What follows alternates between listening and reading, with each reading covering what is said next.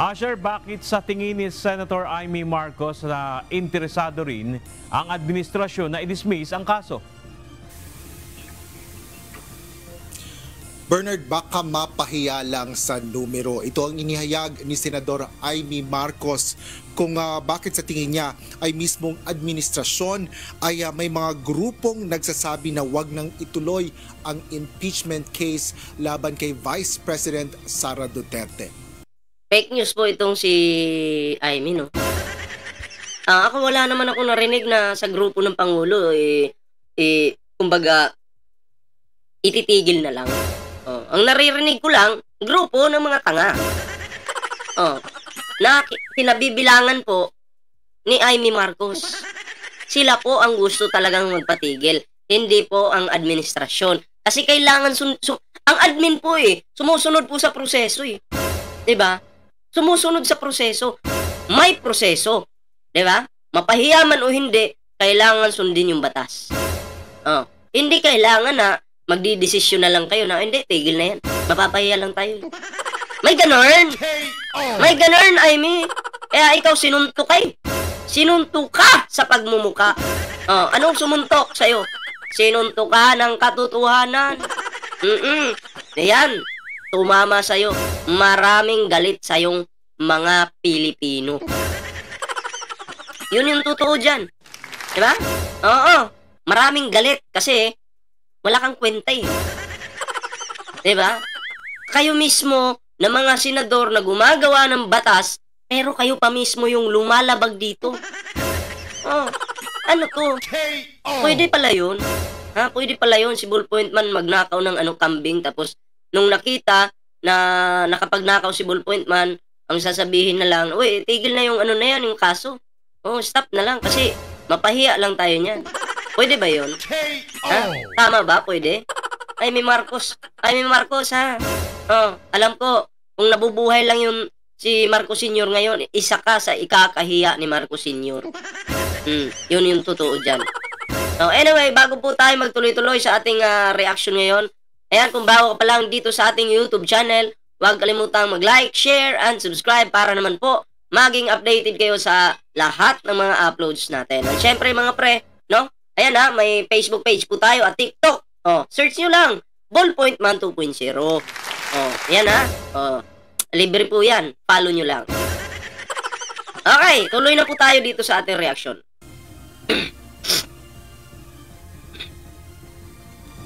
Joint effort ang pagbubuo ng resolusyon para sa pag-dismiss ng impeachment case ayon kay Senador Amy Marcos. Sabi ko na no? Gusto lang mag-senador niyan para paglingkuran yung mga mamamatay tao. Yung mga magnanakaw. Yung isang pamilya. Kumbaga, kung ang attack dog ni Digong noon ay si Bato, ngayon, iba na po.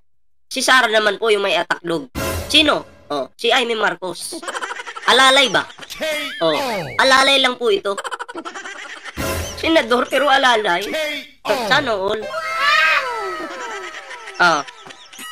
Paliwanag ng senadora, kanya-kanya silang ambag sa draft ng aprobisyon habang may pagkakataon din na napag-uusapan ito sa floor ng ilang mga senador kasabay ng sesyon ng plenaryo. Aniya, lahat ay naghahanap ng solusyon sa mga issue kaugnay ng impeachment. Kabilang na dito ang usapin kung patatawarin ang impeachment sa 20th Congress. Gayon din kung magtitipon ng ang impeachment court o kung i-dismiss ang kaso. Inaalam din nag-uusap-usap sila. Nila ng ilang senador kung ano ang ibig sabihin ng forthwith, kung nag-delay nga ba ang Kongreso at kung may violation na ito ng 1-year ban sa pagsasampa ng impeachment case. Ayon kay Senador Amy, bagaman walang draft ng naturang resolusyon na nakita siya mula sa admin side, suspecha niya na maging ang mga hindi maka-Duterte ay interesado rin dito. Wow! Tanong ko sa inyo ang hindi maka-Duterte dito na mga nanonood sa akin, interesado daw po kayo na itigil yung impeachment. Interesado ba kayo? Comment nyo nga. Kasi grabe pala pagka interesado nyo. Alam na alam ni Amy Marcos yung mga nasa isipan ninyo. Interesado daw po kayo. Kapal ng pagmumukha nito kaya sinuntok ng katotohanan. Sinuntok ng katotohanan. Sinungaling. Ako hindi naman ako maka-Duterte. Wag mong sabihin gusto ko ring ipatigil yung impeachment. Hindi! Gusto kong matuloy. Ay, naku po. Mismo yung admin, sa palagay ko, interesado na Sa palagay niya. Palagay niya lang. Palagay niya, walang basihan. Brainwash. Brainwash kayo. Ganun naman yung mga diskarte niya. Gustong ilagay sa mga isipan natin na, hindi interesado yung admin dyan. Gusto pa nga ipatigil mawalang visa na yan. Kasi kinakabahan din na matalo. Aminin natin. Di ba mas mahirap, mas nakakahiya kapag nagkaroon ng paglilitis at matalo? Kaya siguro... So, ang tinitingnan, kahihiyan. Parang ganun yung gustong palabasin ni Amy. So, kung ganyan mag-isip yung admin, hindi para sa mga Pilipino.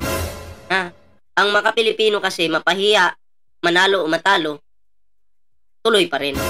Pero, ang sinasabi ni Amy dyan, sa palagay niya lang po. Gumagawa ng sariling kwento. Galing. May iba, iniiwasan na rin. Para naman sa presidential sister, nais niyang questionin ang proseso ng pagsasampa ng impeachment ng Kamara sa Senado. Ito ay dahil hindi agad na ipinadala ang kaso sa Senado at nakaapat na impeachment complaint pa bago ito iproseso ng mababang kapulungan ng Kongreso. Para sa akin, personal lang walang resolution to. Dapat i-dismiss na ito kaagad. Dahil unang-una hindi na... Dapat i-dismiss na ito kaagad kasi yung amo ko ba? Amo ko pa naman yan. Ako yung aso. Dapat i-dismiss na ito kaagad. Oo.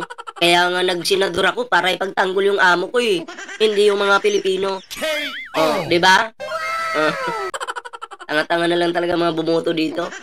Talaga kaya matapos bago yung 19th Congress, may sariling rules ng Senado. Kaya pala, kaya nanalo ito dahil may mga kumakalat sa internet noon, pagkatapos ng eleksyon, na nandun yung pangalan ni Amy Marcos, tapos may 1,000.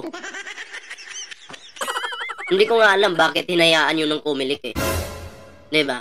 Hindi ko alam. Bakit hindi nila inimbestigahan yun? May pangalan, Amy Marcos, may 1,000. Anong tawag dun? Vote buying. Diba? Pero, ang totoo, I have very serious concerns about the validity of the impeachment complaint arriving here in the Senate. So, may validity pala. So, parang halimbawa, ako, nagkakaso si Bullpoint Ma dahil nagnakaw ng kamote. So, sinampahan ako ng kaso.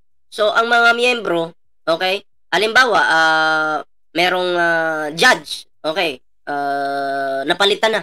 So, ano yung kaso ko? Paano yun? Stop na rin. Kasi yung miyembro, wala na. May pumalit na, ganun ba? Tama? So, dapat sa Senado, ganun din. Kahit magpalit, ng mga senador, tuloy pa rin. Nandun na yan Diba? Ang tagal nyo nang natanggap. I think, 100 days na. Mahigit. Tapos ngayon, pinapabagal niyo yung proseso. Tapos ngayon, maririnig mga Pilipino, i-dismiss nyo. Wow! Sana po yung mga lalabag sa batas ng mga senador, sana po talaga masampahan ng mga kaso itong mga to. Ang alam ko si Bato si Bato, sasampahan yata. Maliwanag naman na ito ay napila pa nung December 2024. Nakaitim na rin. Ano yan? Pusit. Tinta. Nahawaan. Bernard, dahil sa dami ng argumento sa impeachment, sinabi ni Senador Amy Marcos na inaanyayahan niya ang mga senador na magkaroon sila ng caucus o pagpupulong upang mapag-usapan ang magkakaibang opinyon. Inaasahan Pagpupulong, pagsasayang ng budget. Bakit hindi na kayo mag-proceed sa impeachment kasi? Bakit may pagpupulong pa? Pinapabagal nyo yung proseso.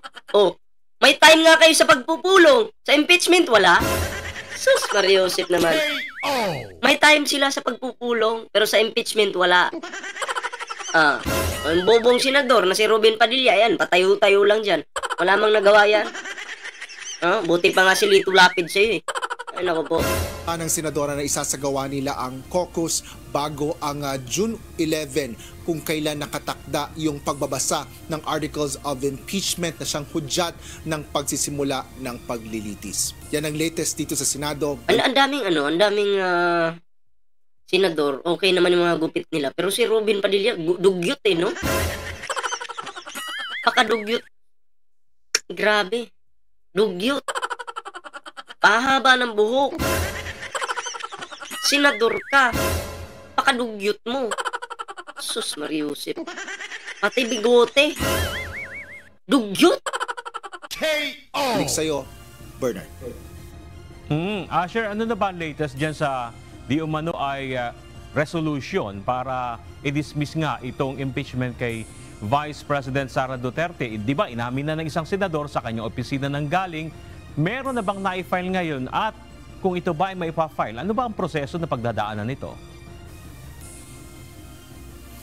Yes, Bernard, ito ngang kumalat na draft ng resolution para nga sa pagdi-dismiss ng impeachment case kay Vice President Sara Duterte. Ito nga ay inamin ni Senador Ronald Bato de la Rosa na siya yung isa sa mga gumagawa ng draft nito dahil mayroon pa ring ilang mga draft nila na kumakalat din na hindi naman nila masabi kung sino-sino yung mga gumagawa noon. Ngunit ang sabi niya Senadora de la Rosa, kung hindi ngayong linggo ay sa susunod na linggo nga nila ito ifa-file para ito mapag-usapan bago yung huling sesyon o yung bago ang huling sesyon ng 19th Congress, which is yun nga yung June 11. Sa ngayon, wala pa rin kinukumpirma ang panig ni Senador De La Rosa kaugnay nito. Ngunit sinabi na rin ni Senate President Francis Jesus Cordero na kapag ito ay inihain sa plenaryo ay kanila itong aaksyonan, pagdedebatihan at pagbobotohan. Ngunit hindi na po kailangan pagdebatihan 'yan. 'Di ba? Para matahimik na yung bansa. Wala nang mga magdebate-debate pa ng mga vlogger-vloggeran diyan. Isa lang, si Sara Duterte. Kung tingnan natin kung mako-convict ba o acquitted ba. Oh. Dalawa lang 'yan eh. Kung alin sa dalawa yung mananaig dyan, edi yun na yun. Ano ba? Bakit matatakot? Oh. Ang alam kong natatakot yung may kasalanan ginawa. Yun. So, halatang halata.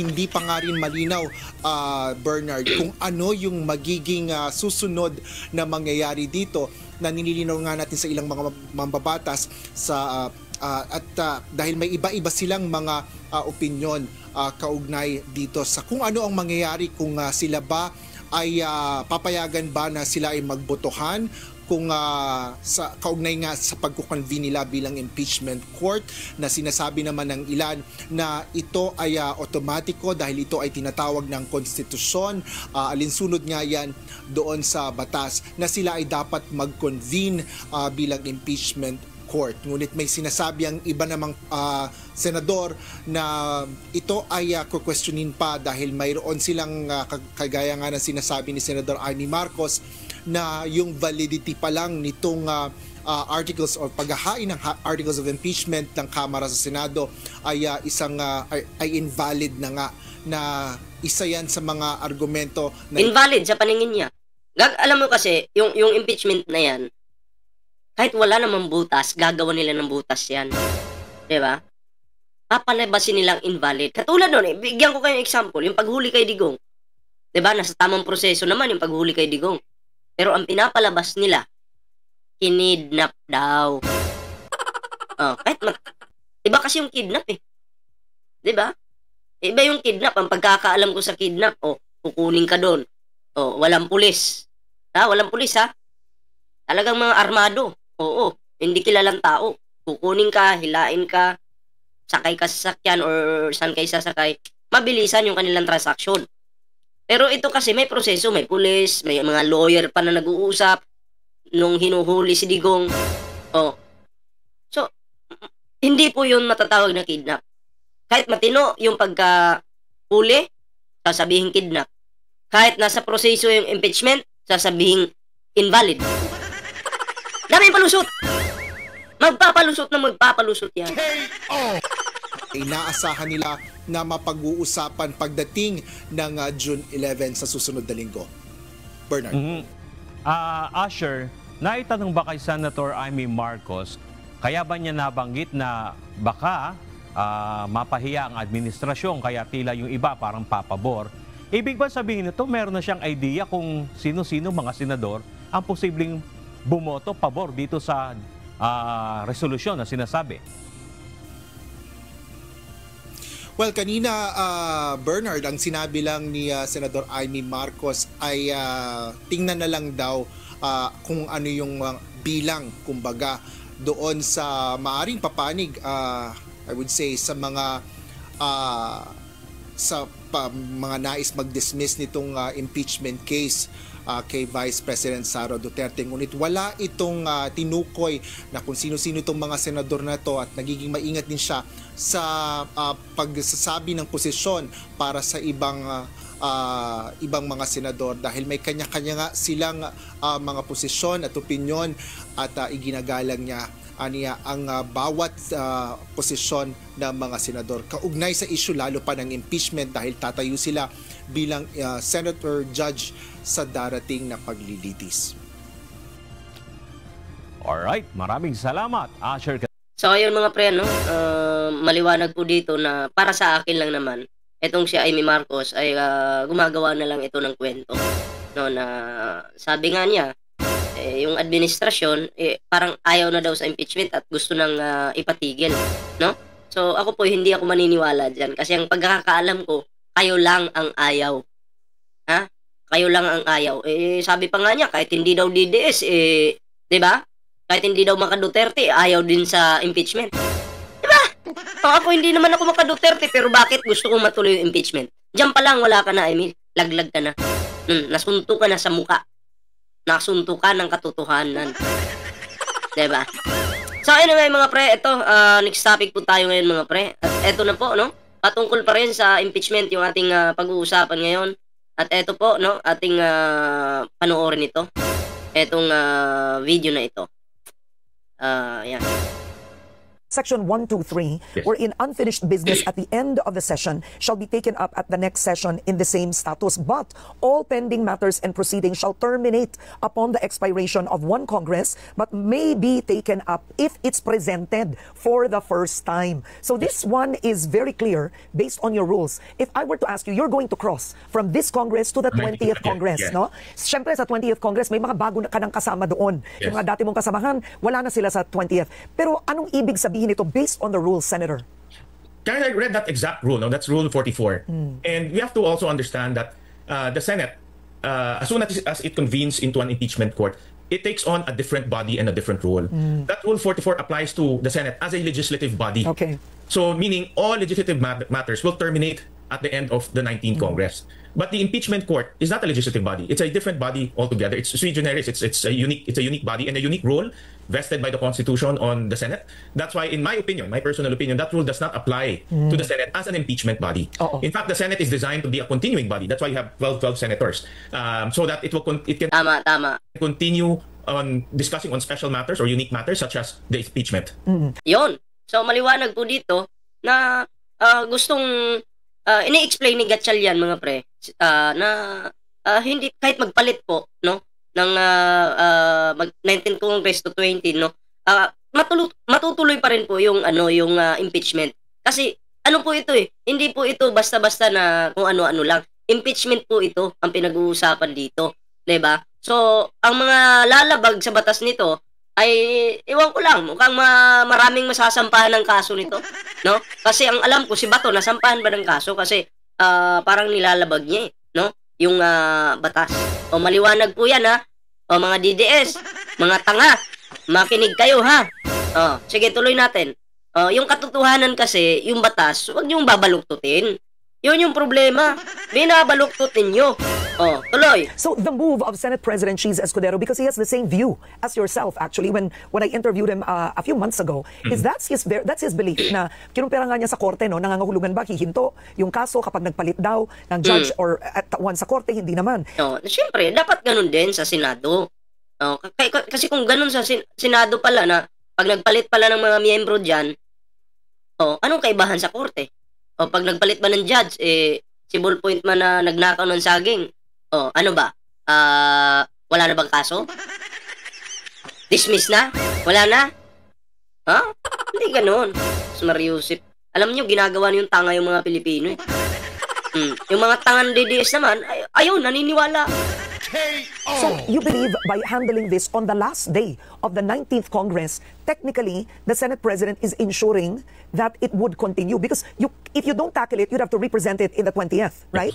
But Karen, even though we start today, I don't think we will finish it by end of the month. With 7 articles and a lot of pieces of evidence that were presented, a lot of witnesses, I don't think we can finish it in the month. Whether we start today or we start on June 11, it will traverse to the 20th Congress. No, that's for sure. No, and of course, I've read a lot of different opinions on that exact rule that you mentioned. So I think that will be a debate internally and also outside of the Senate.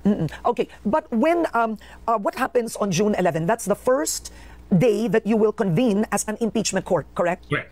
I've read the transcript of the past impeachment proceedings. For example, the Corona impeachment, the Estrada impeachment. On day 1, it will be read on the floor. Yeah. So meaning the articles that were transmitted to the Senate will be formally read on the floor. Meaning the Senate as a body will take recognition of that articles of impeachment, and of course at the same time informing everyone that there's an article, the articles of impeachment was transmitted to the Senate. And then after that, the following day, we will convene and take our oath as senator judges. The following day, which would mean, you mean after June 11?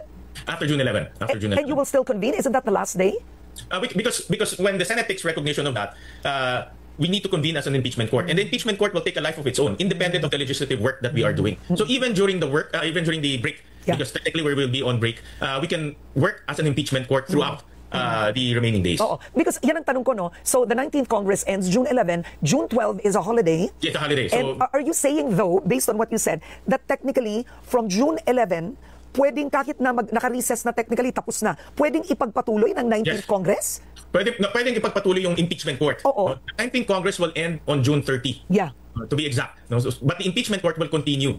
Because the impeachment court is a special body. It's a special role and a special body vested by the Constitution on the Senate. So it can maliwanag yan continue. But of course, after hindi po dismiss ha. Continue. Walang dismiss dyan. June 12, the new set of senators will come in and they will take their oath as part of the impeachment court as new senator judges. When do they take their oath, the new senator judges? June 30. 30 pa. So, yes. This is interesting. This is a point of view that you're the only one who said this, that you're saying, okay, let's say it's read on June 11.